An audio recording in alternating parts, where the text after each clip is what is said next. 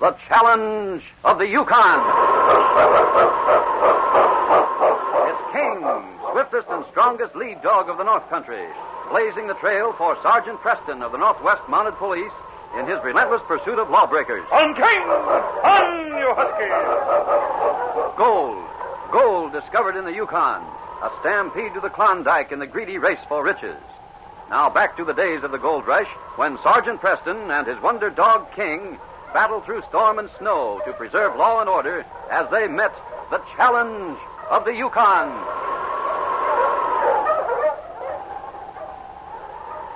The Gold Nugget Cafe in Dawson City was crowded as usual. In one corner of the room, 4 men sat playing poker. One of the players was a big man who sat silently, wearing a fur cap with the ear laps pulled down, though the room was hot and stuffy. Dan Wilkins, the man sitting next to him, was talkative and good-natured. He turned to the man in the fur cap while the cards were being dealt. Well, you hardly said a word all evening, stranger. You just got into town today, didn't you? Yeah. Well, you must be getting kind of warm in here with that fur cap pulled down around your ears.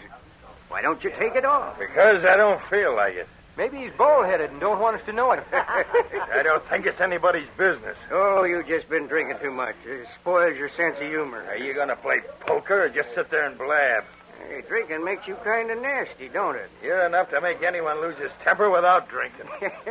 I think if we took that fur cap off him, he'd feel better. There, I got it. Give me that cap, you fool. I said give it to me.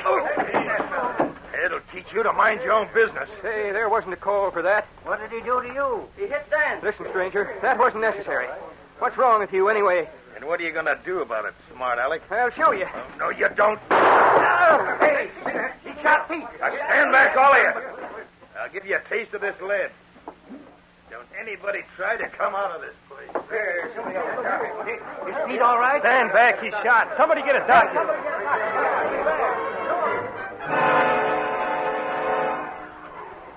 The following morning, at the headquarters of the Northwest Mounted Police, Inspector Grayson listened carefully to Sergeant Preston, who stood before him with his big lead dog, King, at his side. By the time I got to the Gold Nugget Cafe, the man who pulled the gun on Pete had disappeared. I searched the town, but there was no sign of him. Have you a good description of him, Sergeant? When Dan pulled his cap off, sir, the men noticed that half of his left ear was gone. That must have been why he kept the sides of his cap pulled down. It's a strange thing to be sensitive about up here in the Yukon, where so many have lost their ears entirely from freezing. He also had a long scar, as if he'd been grazed by a bullet, on his right cheek. Scar on his right cheek? Just a minute, Sergeant. The report from Whitehorse just came in this morning. Wait, oh, yes. Here it is. I wonder if this man could be the one that they're looking for. Tall and slim, scar, bullet wound on right cheek. Part of left ear missing. That's the man, Sergeant. What's he wanted for, sir? For murder in Montreal. Seems he killed his employer, the owner of a circus. This man worked in the sharpshooting act. So that's why he was so handy with a gun. They say he's very dangerous, very quick-tempered, accurate with a gun. It's too bad we didn't have this report earlier. We might have prevented what happened last night. Will Dan live? I think so, sir. We must get this man as soon as possible. Now, we may have left town, but look here first. He could be hiding out in a cabin somewhere. I'm putting you on the assignment, Sergeant. Find him. I'll do my best, sir, but it may take some time. He'll know we're looking for him. You'll get him all right, Sergeant. You always do. You and that dog of yours. West of Dawson, in the town of 40 Mile, old Jim Bruce stood talking to a friend of his at the bar in the Northern Lights Cafe. Jim was a bachelor and owned one of the richest gold claims in the vicinity. Suddenly, a man standing next to him bumped against him. Hey, steady there, mister. Hey, what's the idea of shoving me? Oh, I didn't shove you. You were the one who bumped me. Guess you're a little unsteady on your feet, partner. Oh, so you think I've had too much to drink? Don't pay any attention to him, Jim. He's a little top-heavy. You shoved me and you said I was drunk. Well, mister, if I shoved you and you're not drunk, there's something wrong with my eyesight. Calling me a liar and saying I shouldn't have anything more to drink. Why, Now, you listen, old... stranger, if you take that fur cap off and uncover your ears, maybe you'd find out what's being said. Oh, Jim, don't talk to him. He's getting ugly. What I wear on my head is my business. Sure, it's your business. Now, go ahead and mind it. But listen, you old fathead. You trying to get out of this argument? Barney, why don't you throw this pest out of here? I'll show you who'll get out of here. Back where I come from, this is how we settle things.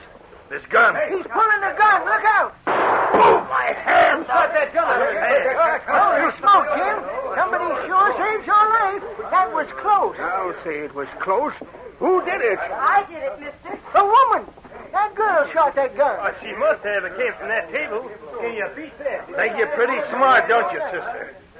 Well, you can just buy me a new gun. You smashed that one all to pieces. Listen, you big balloon.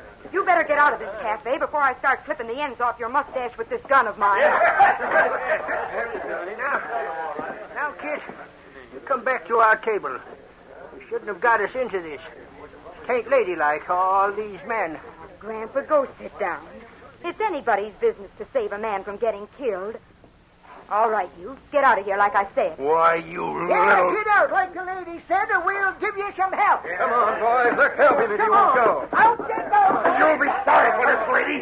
Whoever you are.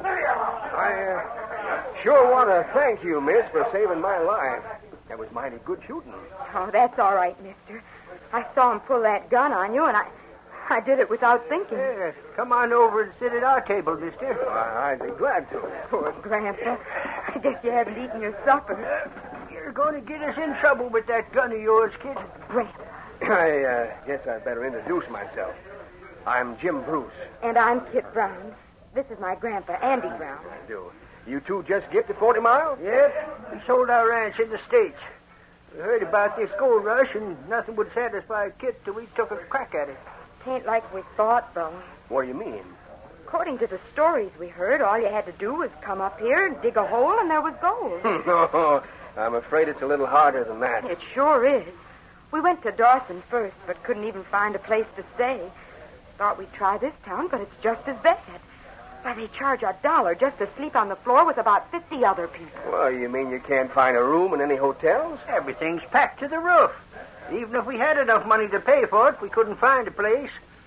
Food's so plagued high, just about all our cash is used up. Grandpa, you don't have to tell all our private business. If you'd have used your head a few minutes ago, maybe we'd have got enough money to get along on. Why, what do you mean? Well, you see, Mr. Bruce, nobody ever thinks a woman can shoot. Not many of them can.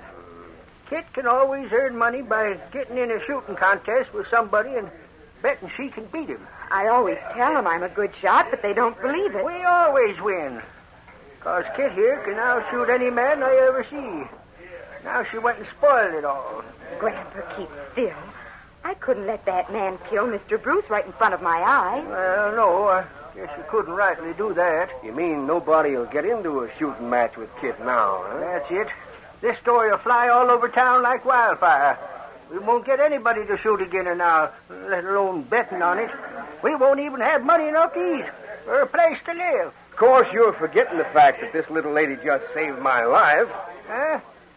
You mean you're going to reward her? Now, Grandpa, don't say that. You know I couldn't accept money for anything like that. Well, I was just asking. Well, if it embarrasses you to take money, I'd like to propose something else. I live all alone out here in a big cabin. You're both welcome to come out and stay until we can figure something out for you. Oh, no, that's too much to ask. Maybe it'd be Are easier you a to... prospector? Yep, got a very good gold claim, and I could use some help. Maybe your grandfather here could help me work it, and I could take some shooting lessons from you, young lady. I don't know a thing about guns, and that's a handy thing to know around here. That's mighty nice of you, Mr. Bruce. But, Kit, do you think... Now, Grandpa, we may as well admit we're in a bad spot. Mr. Bruce is a lifesaver. I don't know how to thank you, Mr. Bruce. We'll sure be happy to accept your hospitality. Why, you're the one who's the lifesaver. Now, you two get your baggage and move right out to my cabin. And I'll teach you all I know about shooting.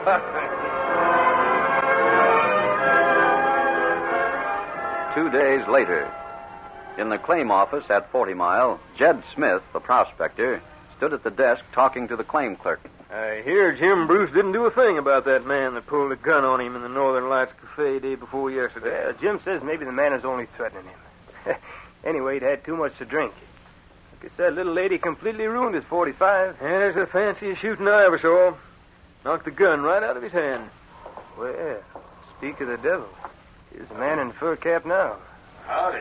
Well, hello. I'm Jace Rankin. I came in to file a claim on the Fox River. Well, you strike something already? I think so. Whereabouts on the Fox River are you locating? Right at the bend. There's an old abandoned shack right there. I'm repairing it. You don't mean it. Why, there's no gold around there, Rankin. That used to be my claim. I abandoned it a long time ago. Your claim? Oh, I don't own it anymore. Only there's no use of your wasting your time around there. I prospected ever into that. Well, I guess you just weren't very thorough. I hit a streak of pay to What it. did? Well, golly, Jed, the boys will sure have a laugh on you. Leaving a claim and having a tenderfoot come in and find gold there. I just can't believe it. I guess maybe I'm just luckier than you are, that's all. Now, would you mind drawing up them papers? Oh, I'd be glad to. The boys will sure get the laugh on me. Now, listen, Rankin, don't spread the story around. And you, Bob, you know how the boys will rag me. Please don't tell them. Oh, I won't tell him, Jed. You'd never hear the last of it. Thanks. And you, Rankin? And don't worry about me. I don't mix much with people. I'd just as soon they didn't know about it. I don't want any neighbors moving in around me. I'll be glad to keep it a secret. Thanks, boys. I sure appreciate that. It was a week later. Jim Bruce sat in a comfortable chair before the stove, while Kit busied herself making hot tea. Kit, you're spoiling me, fussing around the way you're doing, and all I got's just a little cold. The time to cure a cold is when it begins. Now, you drink this tea and warm your inside. Thanks. I should be working at the mine with your grandfather. There's nothing wrong with me. Sitting in the house for 2 whole days and letting you baby me, it's silly. High time somebody took care of you. You go out and work in that cold mine, and you'll really be sick. Your grandpa's the one who should be sitting here instead of me. That shoulder of his gives him lots of trouble. Grandpa's had that sore shoulder for so long he's used to it. I wish he was more help to you. Well, even though he can't get much gold out of that mine, it makes him happy to be working. I've decided I'm going to give him all he takes out. Ain't enough to worry about. You're going to do no such thing. We've got to do something to pay for our board and keep. You're teaching me to shoot, ain't you? And you're helping me around the house. I never realized how lonesome I was living here all by myself till you and your grandpa come to live with me. Have you any family, Mr. Bruce? Yeah, I've got a brother. But I haven't seen him for nigh on to 30 years. Well, I guess I'll start calling you Uncle Jim and pretend I'm part of your family. Oh, I'd like that, Kit. If I'd had a granddaughter, she'd be just about your age, I reckon. Oh, someone's coming. What? That sounds like Sergeant Preston. Sergeant Preston? Who's he? He's an old friend of mine, a Mountie. A Mountie? Well, now, you just sit down and I'll let him in. Don't you do it. Think I want him laughing at me for pretending I'm sick? I'll let him in. Hello, Jim. How are you, Sergeant Preston? Thought that was your voice. Come on in. Bring King. One King. What brings you up to 40 miles? Story I heard about you. Oh, Sergeant, this is Kit Brown. It's Sergeant Preston. How do you do? Howdy. Is that dog of yours dangerous? No, not at all. He never bites women. You don't have to be afraid. He's about the smartest dog I ever saw. He understands everything the sergeant says. Don't you, boy? These big wolf dogs up here scare me. I'm not used to them. Kit's a newcomer up here, Sergeant. Or take your park off and sit down. I'll pour you a cup of tea. I just made some. Oh, thanks. I could use it. I'll hang this right here. What did you mean when you said you came up here on account of a story you heard about me? Well, Jim, Bill Fay came to Dawson a few days ago and told us a story about a girl saving you from getting shot at the Northern Lights Cafe. Well, the story's true, Sergeant, and Kit here is the girl that done it. Well, miss, you're to be congratulated. That was very accurate shooting. Oh, I wasn't far away. I couldn't miss. Kit's the best shot I ever saw. She beats any man I know. Well, except maybe you, Sergeant. Did you get a good look at this man? There was too much excitement. Everything happened so fast. Why did this story bring you up here, Sergeant? Because I'm after a man who did something very similar in Dawson. Except that his victim didn't have the good fortune to have Kit nearby. Got shot. What? You don't mean it. And you think it's the same man? Well, Bill remembered vaguely what he looked like. The description fitted the man I'm looking for. His actions fitted, too. Quick temper, heavy drinker, and handy with a gun. Shucks, Sergeant. This man sure wasn't handy with a gun. Oh? He fumbled around and took so long getting it aimed that I had plenty of time to plug it. Remember, Kit, he'd been drinking.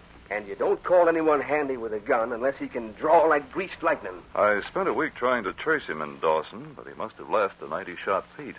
This is the first lead I've had. We haven't seen hide nor hair of him since. Of course, we haven't been into town. I stopped at the Northern Lights Cafe in town.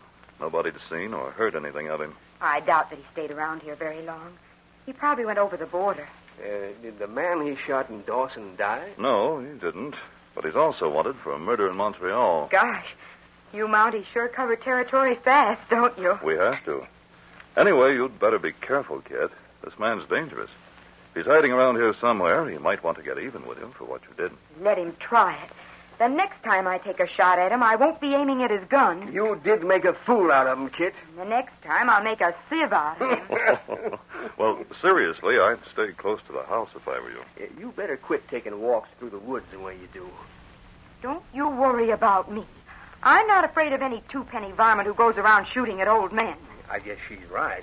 She'd be a match for him. I guess I better go down and get Grandpa now. He never knows what time it is. You'll be staying for supper, won't you, Sergeant? Why, thanks, but I'd better not. I've got to go back to town and question some people. Maybe I'll have better luck tonight. Well, we'll be seeing a lot of you while you're here, I hope. You're darn tootin' we will. You'd better spend some time with us, or I'll know the reason why. That night, a light snow was falling as Sergeant Preston walked along the main street of 40 Mile. Suddenly, a dog team drew up and stopped beside him. Oh, you huskies, oh. Hey, Monty. Yes? I'm Bob Jenkins, clerk at the claims office. Yes? A friend of mine's just been shot about 2 miles from here, east of town. Can you come back with me, Sergeant? Oh, yes, right away. I'll leave the dogs in my sled here. I got a heavy load. Been on a hunting trip. There's Sam Peavy. He'll take care of them for me. We'll go straight back. Who's the man who's been shot? His name is Jed Smith.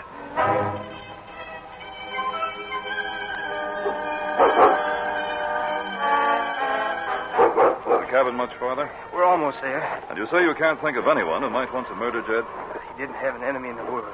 I was his best friend, Sergeant. I'd know if anyone would. Well, did he have any money? Could somebody have killed him and robbed him? Well, he had a claim, but it wasn't much good. Jed just had bad luck, that's all. He had a claim that he thought was worthless, and he left it. Some lucky stiff from outside came in and found gold on it. And Jed swore there wasn't a smell of gold on the place. Poor fella, he wouldn't let me tell anyone. Afraid they'd all laugh at him. Well, didn't the man who found it tell people? I know. He's the one who got into that shooting scrape with Jim Bruce. Never comes to town, and well, he said he wouldn't say anything to anyone. You mean the man that had the gun shot out of his hand by that girl? Well, yeah, that's the one. Well, didn't anybody in town tell you I was looking for him? Well, I hadn't been in town for 3 days. I was on a hunting trip. That's why I happened to stop at Jed's on the way home. Now, where is this claim of Jed's? Fox Creek, the other side of town. Old shack on it. Say, is the man's name Rankin? His real name is Mason. Can you remember if he had a scar on his right cheek above his beard? Yeah. Yeah, that's the one. And did you notice whether the top of his left ear is missing? I never saw him without his fur cap, and always had the ear laps pulled down. That's our man.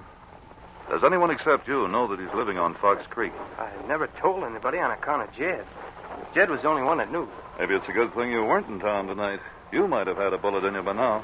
Yeah, but why would he file a claim like that if he was going to hide out? He must have done it to keep anyone else from coming there. And he must have had some other reason. You and Jed were the only ones who knew he was living in that cabin, weren't you? Well, as far as I know, we were. He knew we wouldn't tell anyone on account of Jed's being a laughingstock for leaving a good claim. I think you'd better stay with me tonight, Bob, for your own safety. Here's Jed's cabin. Now, there's no use looking for tracks around it. The snow's covered everything. Let's go in.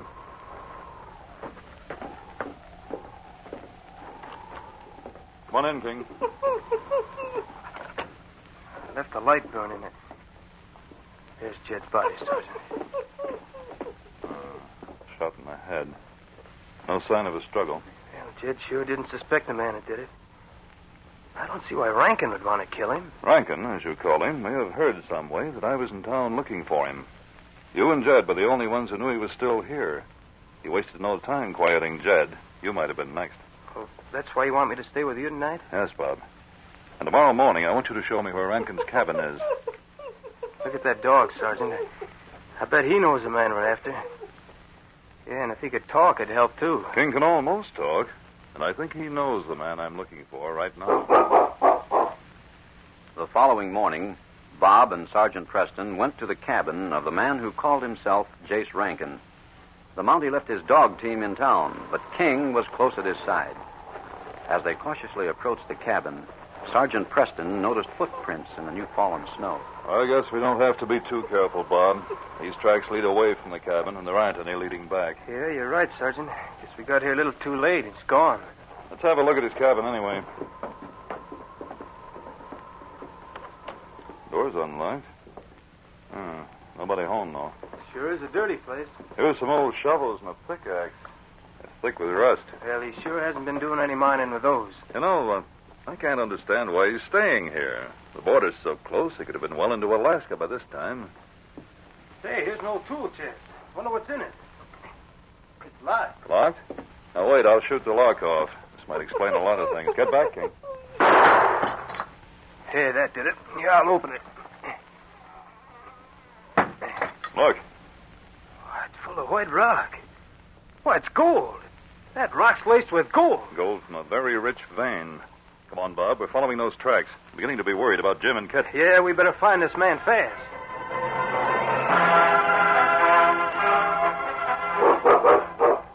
These tracks lead right in the direction of Jim Bruce's mine. Think he's been stealing gold from that claim? Maybe. I'm worried about Jim and Kit, Bob. He may be trying to harm them some way. Wonder if I ought to go to their cabin first. Well, you want me to go over there and see, Sergeant? The cabin's about a quarter of a mile through the woods. Tell you what to do, Bob. You take King with you. If Kit's in the cabin, leave the dog with her for protection. I'll go straight to the mine from here. What if she's not there? Well, then just tell King to find me. He will. You think he'll go with me? He will if I tell him to. Go with Bob, King. Come on, King. Go with him, fella. Go on.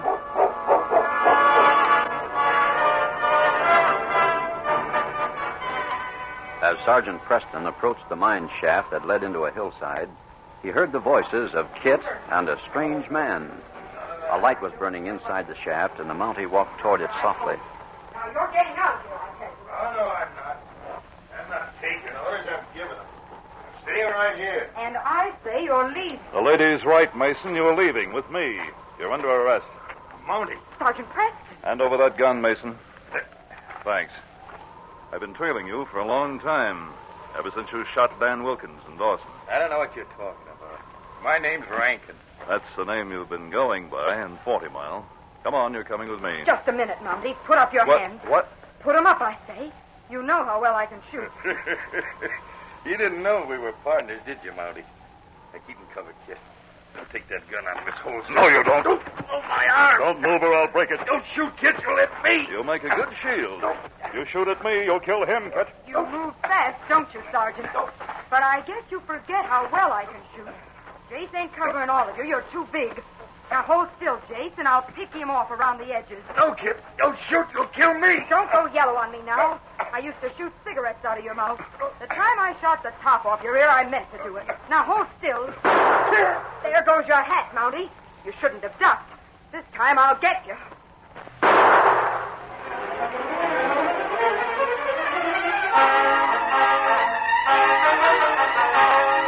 At Jim's cabin, Bob had turned King back when he found Kit was not there. The great dog retraced his trail to the point where Preston had left him, and then sped like an arrow in the direction of the mine. As he approached, he heard the sound of gunshots. Sensing that his master was in danger, raced madly into the entrance and leaped straight at the hand that held the gun blazing at the Mountie. My arm! Take him off! Help!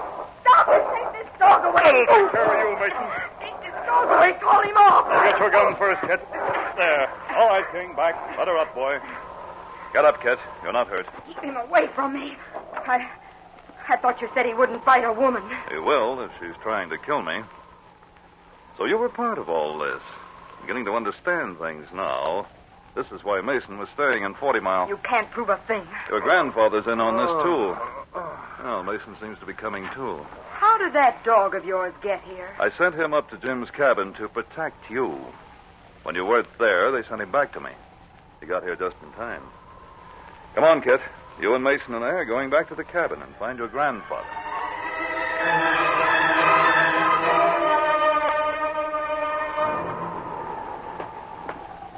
When Sergeant Preston entered Jim Bruce's cabin with his two prisoners, Jim rushed toward them. I'm so glad you got to the mine in time, Sergeant. Are you all right, Kit? Bob told me they'd track this man. Jim, I'm afraid I have something to tell you that's going to be rather a shock. Yeah, shock? Kit and Mason here are partners. Partners? What do you mean? Why, Kit shot the gun out of his hand when he tried to shoot me in the cafe that day. That was all part of their scheme. It was all planned. Kit used to work with Mason in a sharpshooting act in Montreal. What? I can't believe it. It's not true. It was a clever idea, all right, Kit. Getting in with Jim the way you did. Keeping him up here at the cabin, teaching him to shoot. While your grandfather and Mason took all the gold they could get out of his mine. You mean this man was working in my mine with old Andy? And they were carrying what they took out of it back to his cabin. But they knew I'd find out about it soon. That's one thing I can't quite figure out. Where's Kit's grandfather? Oh, Andy was here just before you came. He went back into the bedroom. Stick up your hands, all of you. This shotgun will blow the brains off anyone who tries anything. No, Grandpa. Don't shoot that gun. It'll kill you. Drop it. What? What do you mean? Give me that gun, Andy. Don't shoot it, Grandpa. What's wrong with it? We'll soon find out. Oh. It's a good thing you didn't shoot this gun, Andy. It would have blown your head off. Why, that's the gun I was going to learn to shoot this afternoon. Oh? Kit said I'd do better with a shotgun. And Kit had fixed the gun with enough explosives to blow your head off when you pulled the trigger. So that was it, Kit. That's why you wanted me to leave here. You were going to kill the old man off so you and Grabber could keep the gold mine for yourself. Shut up, Jay. I won't shut up. That's why you told me yesterday that Sergeant Preston was looking for me. So that's how you found it out. And that's why you killed Jed Smith, Mason. So he couldn't tell me where you were. He's a fool. He's always too ready to use that gun of his. If it hadn't been for you, Jace, we'd never have been caught. And if my dog hadn't got to the mine in time, I wouldn't be here to put you all under arrest. I'm doing that right now, all three of you. Get ready, you're coming with me. I told you, Kit, we should have got rid of that killer. Shut up, you old galooter. Get over there, Andy, and all three of you be quiet. I don't know how to thank you, Sergeant. They sure had me fooled. If it hadn't been for you and King... We're both indebted to King, Jim. Yes, old fella. Thanks to you, the case is closed.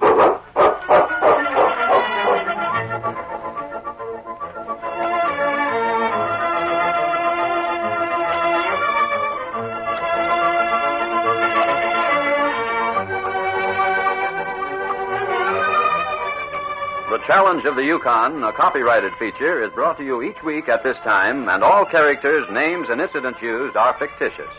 Listen again next week to another exciting adventure during the days of the gold rush. L. Prow speaking. This program came to you from Detroit. Have you ever had this feeling? You had an emotion you couldn't describe, perhaps a painting that's moved you, or an exciting play. But try as you will, you can't convey that feeling to anyone else. Most of us have had that experience, and we think that you'll feel that way when you hear ABC's program, The Greatest Story Ever Told, on the air every Sunday night. It marks a new departure in radio entertainment, for it's a dramatic program that cannot be described in words alone. It's one you'll hear and thrill to. The American Broadcasting Company invites you to hear The Greatest Story Ever Told tomorrow. We think you'll agree that there has never been anything as moving in radio entertainment. The Greatest Story Ever Told